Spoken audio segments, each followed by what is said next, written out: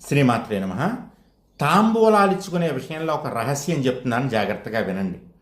కనీసం 5గురు ముత్తైదువులకి మీరు తాంబూలం ఇచ్చుకోవాలి, లేదా 5గురు ముత్తైదువుల ఆశీర్వచనం తీసుకోవాలి.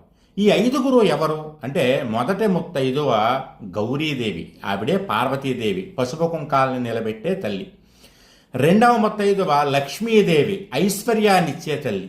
మూడో ముత్తైదువ సరస్వతీదేవి, జ్ఞాన సంపదనిచ్చేటటువంటి తల్లి. నాలుగో ముత్తైదువ పులోమజ అంటే శచీదేవి, ఇంద్రుడి యొక్క భార్య, అధికారాన్ని ఇచ్చేటటువంటి తల్లి. ఈవిడికి ఉన్నటువంటి పుణ్యం వల్లే ఇంద్రుడు స్వర్గాధిపతి అయ్యాడు, లేకపోతే ఇంద్రుడికి అంత శక్తి లేదు. ఇక 5వ ముత్తైదువ రతీదేవి, మన్మధుడి భార్య.